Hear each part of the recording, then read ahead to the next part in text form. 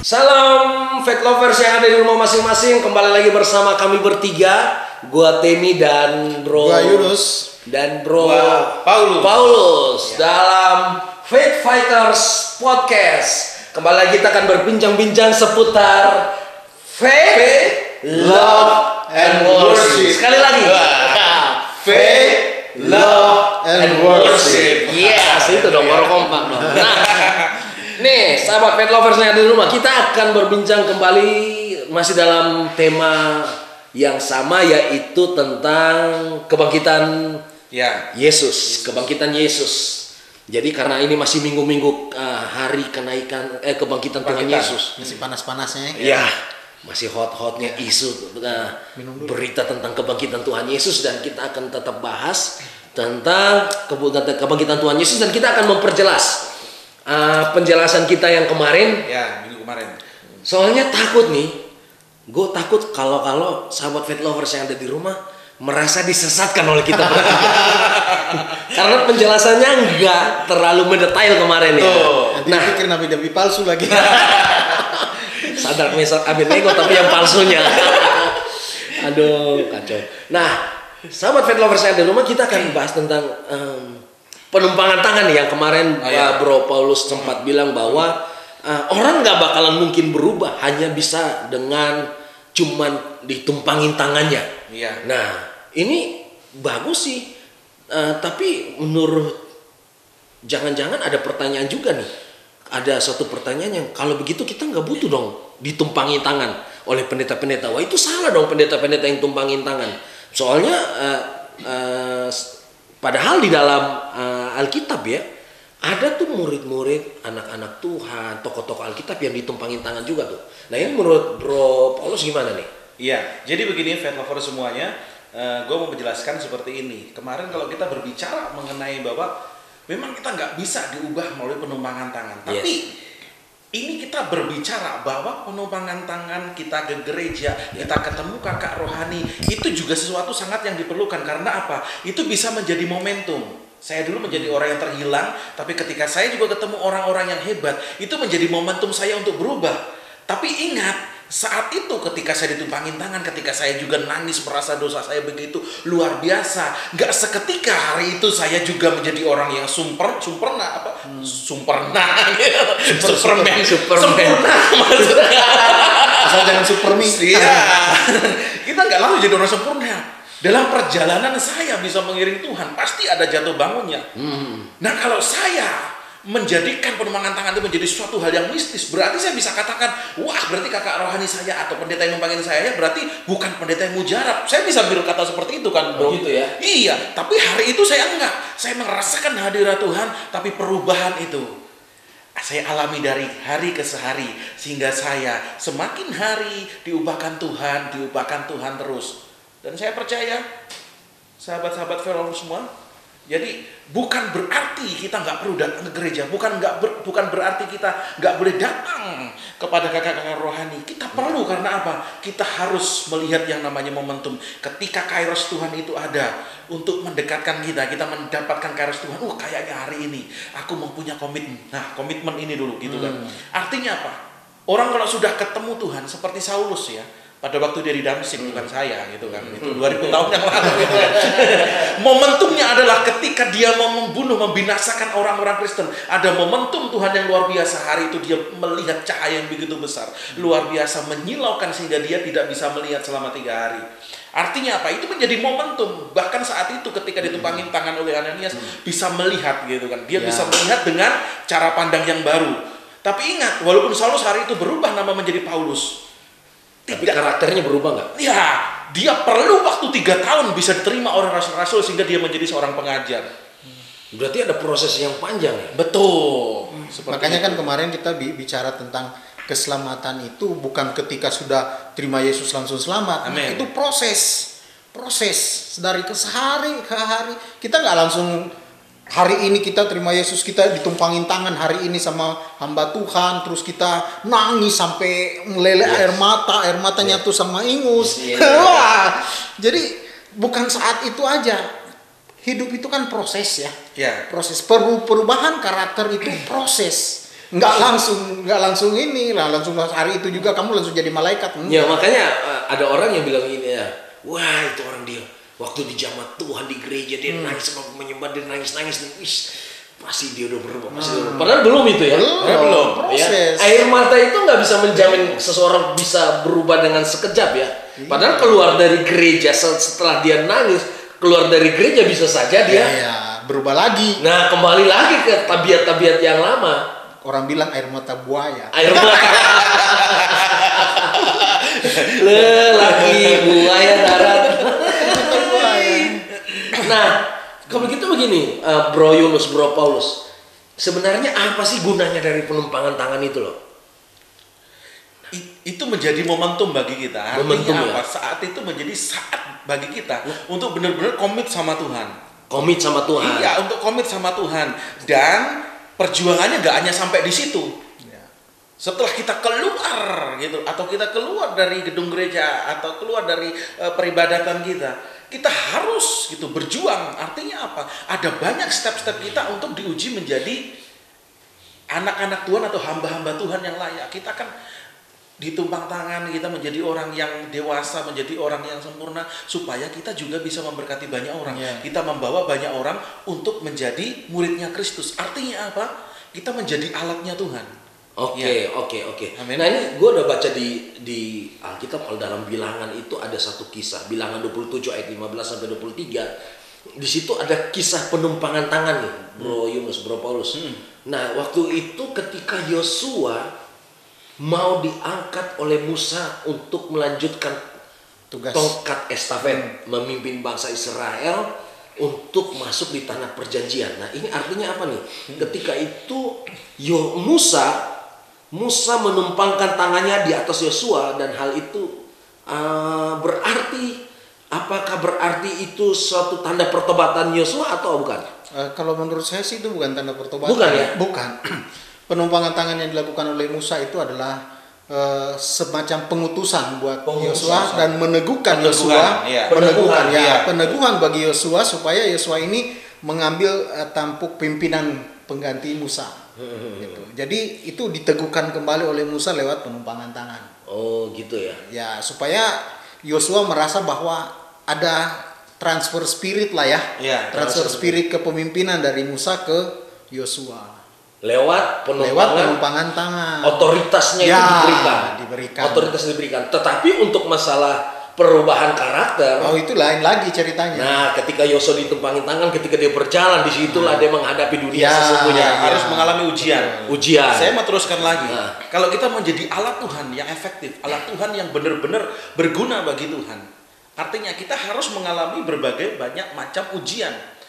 Hari ini yang paling ngetren adalah alat-alat kesehatan kalau kita, ya kan? Atau vaksin atau obat. Itu sebelum dipakai, sebelum berguna bagi masyarakat, dia harus diuji berkali-kali. Kalau gagal dia dibuat lagi, diulang lagi, masuk lab lagi. Itu sama halnya seperti kita.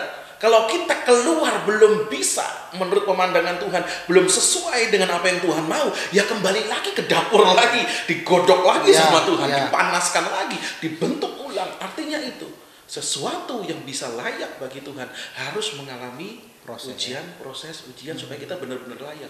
Sampai kapan kita mengalami proses itu? Sampai begini, ketika ibaratnya seperti ini ya, seseorang yang membuat piala dari emas, dia akan berhenti mengusap dan menggosok-gosok, ya kan? Yang tadinya nggak berbentuk akhirnya berbentuk piala, digosok-gosok demikian rupa. Sampai kapan dia berhenti menggosok? Sampai sang pembuat melihat wajahnya di piala itu. Amin. Haleluya. Yang suka gosok batu akik. Artinya begini, sampai Tuhan melihat wajahnya di hidup kita, kita sesuai dengan wajahnya Tuhan. Amin.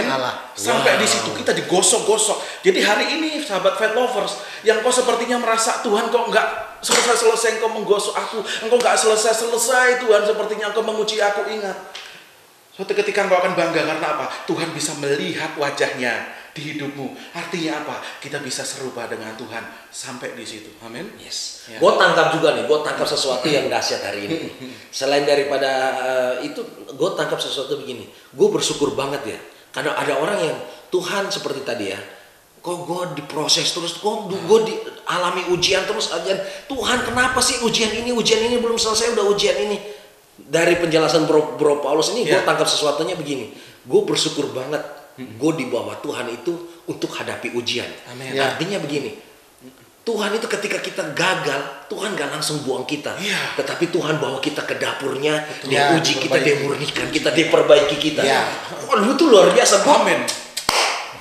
Luar biasa. Satu hal yang saya ingat bahwa Tuhan kasih pelajaran tentang bagaimana bejana itu di tangan seorang penjunan. Yes. Ya kan? Tadi dibentuk kayak Paulus, piala juga kan harus dibentuk seperti apa, dibakar ke dalam api. Sama kayak bejana itu, sebelum kita lihat vas bunga, sebelum dia jadi cantik, sebelum dia jadi mahal harganya, itu mengalami beberapa kali, mulai dari ambil bahan bakunya, terus dibanting-banting. Itu kalau kita lihat orang dibakar, rusak lagi, retak lagi, ditempa lagi, dibikin lagi, diperbaiki lagi. Itu sebenarnya cara Tuhan untuk supaya membuat kita menjadi sempurna sama seperti Tuhan. Sampai seperti tadi ya, batu akik yang bisa sampai pembuatnya bisa melihat wajahnya. Berarti ini sudah mengkilat, ini sudah bisa dipakai, gitu kan? Sudah menjadi alat yang nilainya mahal. Satu hal yang dahsyat lagi. Ini gini. Sorry Bro Paulus, saya potong. Ini sebelum saya lupa nih. Sebelum kembali ke perut ikan lagi. Kalau saya harus bicara malam ini, hari ini saya harus bicara. Supaya kalau Tuhan tangkan suruh masuk lagi di perut ikan kan repot. Jadi maksudnya gini, waktu pembentukan bejana itu menjadi sesuatu yang indah, itu kan kalau dijual itu dilihat orang itu punya nilai estetika, punya value yang luar biasa, menjadi indah. Manusia dibentuk Tuhan pada saat pertama kali itu adalah indah di pemandangan Tuhan. Itu manusia. Dan berharga, itu diingat, berharga kata Tuhan. Engkau berharga di mataku. Nah, kita itu seperti bejana yang ketika sudah dibentuk menjadi sesuatu yang indah, maka akan dilihat. Wah, ini indah banget, bagus banget, punya harga, value-nya tinggi. Yang buat value-nya tinggi itu apakah nih, gua tanya. Karena banyak orang hari-hari ini lebih kejar karunianya. Lebih mengejar bagaimana bisa supaya dia bisa bahasa rogok kok nggak bisa. Tuhan, dia bisa ada karunia penglihatan kok gue nggak bisa. Kok dia bisa begini gue nggak bisa. Dia bisa berkhotbah gue nggak bisa. Nah, banyak orang lebih mengejar kesananya, bisa khotbah, bisa ada karunia, tanpa melihat bahwa Tuhan itu bukan jadi tolak ukur seseorang dipakai Tuhan, tetapi perubahan karakter itu ya. Orang mau dipakai Tuhan tuh standarnya itu apakah karunia roh atau bukan? Soalnya gini, yang dunia lihat, bahkan di gereja pun kalau yang punya karunia mujizat, menyembuhkan, itu yang justru laris. Karunia itu adalah pemberian Tuhan, anugerah gitu loh. Tetapi dan itu bisa lewat penumpangan tangan juga nggak? Bisa. Tapi karunia tidak akan seperti tadi Bro Temi katakan, karunia tidak akan menjadi berarti kalau tanpa karakter. Karunia boleh banyak, tetapi kalau karakter nggak bagus, Tuhan juga nggak akan pernah pakai. Artinya apa? Yang Tuhan proses ini adalah karakter kita, gitu kan? Karakter kita yang harus dibentuk sesuai dengan gambar Tuhan, dikembalikan kepada rancangan yang semula. Sebenarnya tujuannya kan itu.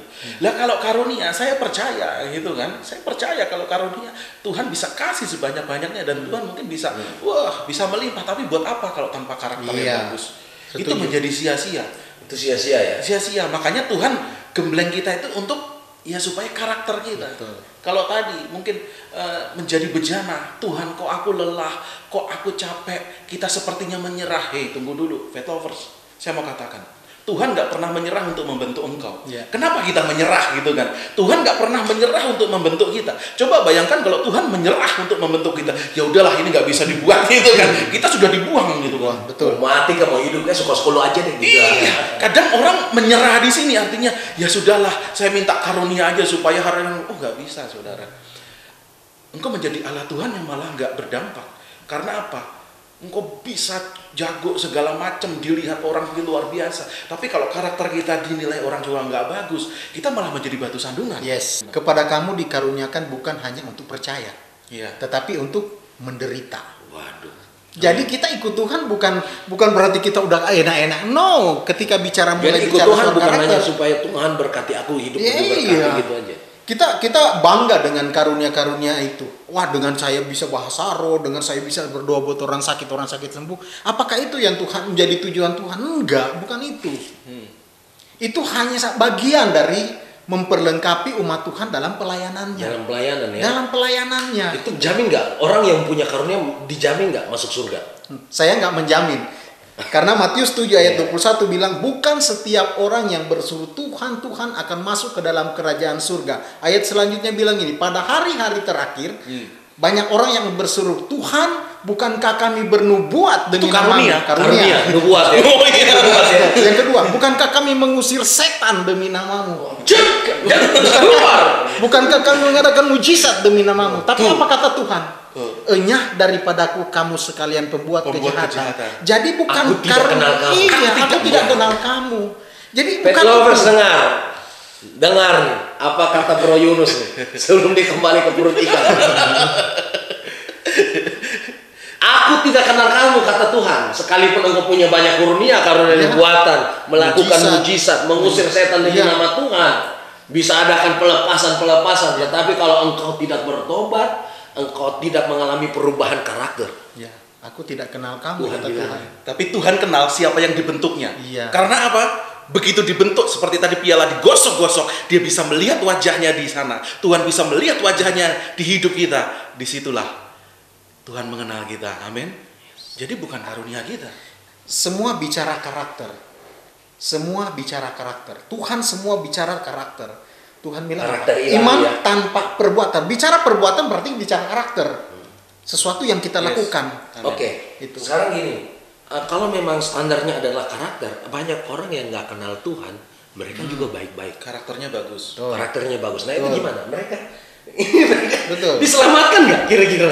Ingat syarat Syarat. keselamatan. Ah. Ya. Terima Yesus sebagai Tuhan dan juru selamat. Akulah- Di luar Yesus tidak bisa. Akulah jalan Yohanes 3 kebenaran. ayat. Yohanes 14 ayat 6. 14 ayat 6. Ya, 14 Akulah ayat jalan 6. kebenaran dan hidup. Tidak ada seorang pun yang akan sampai kepada Bapa di surga. Ingat, faith lovers, tidak ada seorang pun yang akan sampai kepada Bapa di surga kalau tidak melalui Yesus. Berarti jalan satu-satunya percaya Yesus. Yesus. Harus ada komunikasi hubungan Ya. dengan Yesus secara pribadi dan karakter kita diubahkan. Ya, Ya. makanya Tuhan Yesus mati buat bangkit buat kita. Kenapa? Karena manusia itu cenderung berbuat dosa. Kembali pada nah, banyak kali orang mau cari jodoh nih ya. Jodoh nih, Ini jodoh. sudah mulai merambat ke jodoh nih. Banyak kan orang mau cari jodoh. Dia bilang begini, ya daripada gue di gereja tunggu-tunggu jodoh nggak datang-datang, ya udah deh, ya di luar Tuhan. Yang penting dia punya karakter baik, ya kan? Dia punya karakter baik. Ternyata itu bukan standar anak Tuhan loh, ya nggak? Bukan standar anak Tuhan yang nggak kenal Tuhan tapi karakter baik. Ya? Kalau mau cuma standarnya baik, monyet juga bisa baik ya. Seleranya tadi beda, bro. Oh, seleranya. Seleranya beda. Kalau dunia mungkin karakter baik ya, begini loh. Kalau di dalam Tuhan itu kan kita mengenal kasih itu kasih agape. Betul, Ya. kita setuju. Tapi kalau di dunia nggak mengenal itu, bro. Yang kenalnya? Yang mereka tahu ya kalau mereka mengasihi yang menuntut balas gitu. Artinya gitu. Artinya kalau hari ini karakter dunia disandingkan dengan karakter Tuhan itu jauh beda gitu loh. Nggak bisa dibandingkan. Tetapi memang kadang-kadang yang tragisnya memang karakter orang-orang yang percaya, yang aku percaya hari ini kadang-kadang malah lebih buruk daripada karakter Jadi batu dunia. sandungan. Nah, itu dia. Tuhan pikir kita berubah. Pertobatan itu kan berbalik 180 derajat. Kenapa 300? Bukan 360. Bukan 360. Balik lagi. Kayak saya nih, habis dimakan sama ikan, balik lagi nanti dimakan lagi, ditelan lagi. Tapi karena saya berbalik 180 derajat, artinya sekarang saya makan ikannya. Ada teman Itu gua. intermezzonya, bro. Gue ingat ada teman gue waktu ditanya sama dosennya dulu masih kuliah. Siapa yang di sini udah berubah? Ada teman gue nggak cerita siapa namanya, tapi ini kisah nyata. Siapa di sini udah berubah? Dia bilang, gue pak, saya pak. Kamu berubahnya gimana? Dulu kalau gue lihat cewek ya, waduh, langsung merinding, langsung libido gue naik katanya gitu. Terus sekarang kata dosen, sekarang udah enggak lagi Pak dosen. Loh, rahasianya apa? Rahasianya adalah sekarang gue udah nggak pernah jalan-jalan ke mall. Berarti kalau udah jalan-jalan ke mall kembali lagi.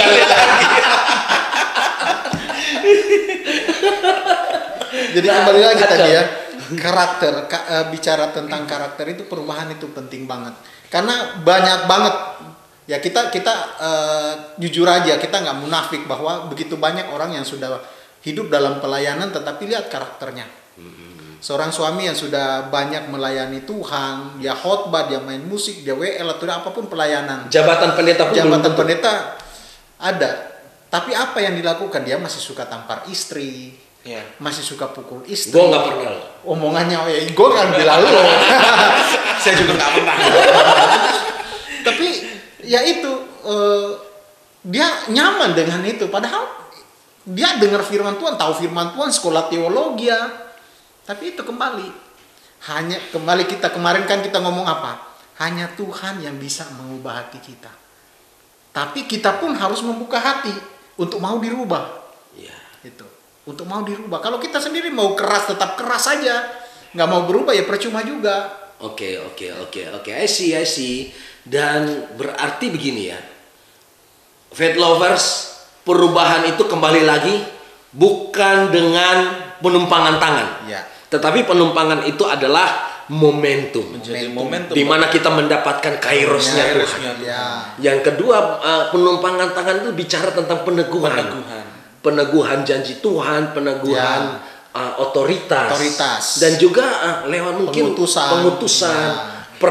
Diperlengkapi dengan karunia bisa lewat penumpangan tangan. Tetapi perubahan hidup, perubahan karakter itu lewat proses perjuangan. Nggak bisa tumpang tangan. Setiap jam. Jangan tumpang tangan. Wah, sudah tumpang tangan kiri, tumpang tangan kanan nggak berubah-berubah. Kaki kiri, kaki kanan, kaki kiri udah nggak berubah-berubah. Sampai tumpang kaki, tumpang kanan. Mungkin faith lovers di rumah hari ini lagi menghadapi ujian, proses, masalah demi masalah yang tak kunjung selesai dan belum selesai. Doa belum dijawab-jawab, pergumulan satu belum selesai, udah ada pergumulan yang lain. Kekurangan satu belum selesai, udah ada kekurangan yang lain. Kita bersyukur bahwa Tuhan itu luar biasa. Ketika kita gagal, Tuhan lebih tahu hidup kita ya. Ya. Tuhan gak bawa kita kepada penghakiman, Tuhan gak buang kita kepada jurang maut, tetapi Tuhan bawa kita ke dalam dapur prosesnya. Amen. Dapur perapuan untuk diproses. Kita gagal, Tuhan bawa kita kembali diproses. Maka faith lovers di rumah, bersyukurlah kalau hari ini engkau alami proses dari Tuhan. Bersyukur kalau hari ini engkau ada di dalam pertandingan, arena pertandingan dan ujian. Ujian, kenapa? Karena Tuhan lagi mengikis kehidupan kita yang gak layak, supaya kita menjadi lebih berkenan, sampai seperti tadi cincin yang digosok-gosok ya. Sampai mengkilap dan Tuhan bisa lihat wajah Tuhan di dalam hidup kita. Amin. Yes. Luar biasa. Haleluya. Ya. Nah, sebagai penutup nih, mungkin ada satu kalimat yang bisa jadi rema buat kita hari ini dari Bro Paulus. Jangan sampai kita keluar dari dapur tadi ya, dari dapur prosesnya Tuhan sebelum selesai semuanya. Artinya apa? Sebelum kita matang. Kalau roti itu keluar dari apa yang namanya itu? Oven itu waktunya nggak pas, bukan waktunya Tuhan, maka kita juga nggak menjadi roti yang enak dimakan di hidangan. Tapi kita akan menjadi alat bagi Tuhan yang berkenan. Ketika waktunya pas sesuai dengan waktunya Tuhan, bukan waktu kita. Amin. Bro Yunus. Ya, faith lovers, buat engkau yang hari-hari ini mungkin mengalami pergumulan yang sangat berat, atau misalnya kamu banyak mengalami penderitaan, tetap tekun, tetap teguh. Kenapa? Karena Tuhan berarti sedang merubah engkau, sedang membentuk engkau untuk menjadi sempurna seperti Kristus. Alami, nikmati setiap pembentukan itu, karena ingat, setiap pembentukan itu menjadikan engkau semakin indah, sempurna seperti Kristus. Dan yang terakhir dari saya, ada satu kalimat slogan yang biasa didengungkan orang. Perubahan itu bukanlah perubahan sebelum terjadi perubahan. Maka berubahlah. Ingat firman Tuhan, berubahlah oleh pembaharuan budimu. Roma 12, Jangan 12 menjadi ayat 2. serupa dengan dunia ini, tetapi berubahlah oleh pembaharuan budimu. Oke, Faith Lovers yang ada di rumah, sekian, thank you sudah menikmati pembahasan kita bertiga dari tempat ini, dari studio kami. Dan ini adalah studio podcast kami, Faith Fighters. Dan kerinduan kita adalah kita sama-sama belajar, sama-sama untuk kita masuk dalam proses Tuhan dan semakin hari semakin berubah sama seperti Tuhan Yesus. Yes. Dan jangan pernah menyerah, jadilah Faith Fighters dimanapun engkau berada, dan hidupmu menjadi kesaksian, menjadi terang, menjadi berkat bagi orang lain dan menginspirasi dunia. Kalau Anda punya pertanyaan, punya komentar atau mungkin kritik, saran dan lain sebagainya, ataupun beban doa, nah boleh WhatsApp ke nomor yang ada di bawah ini. Itu adalah nomor kami bertiga, dan kami akan siap untuk melayani 1 kali 24 jam. Iya, kita trio libas. Dia libas semua 24 jam. Pokoknya prinsip kita melayani tanpa sisa. Libas habis. Pantang pulang sebelum padam. Pemadam kebakaran. Oke, thank you. Tuhan Yesus memberkati kita semua. Selamat berjuang di rumah masing-masing dimanapun Anda berada. Selamat berjuang. Tuhan Yesus memberkati. Sampai ketemu minggu mendatang di dalam acara yang sama dan dalam tema yang berbeda ya. Dalam acara apa? Faith Fighters. Faith, Love and worship.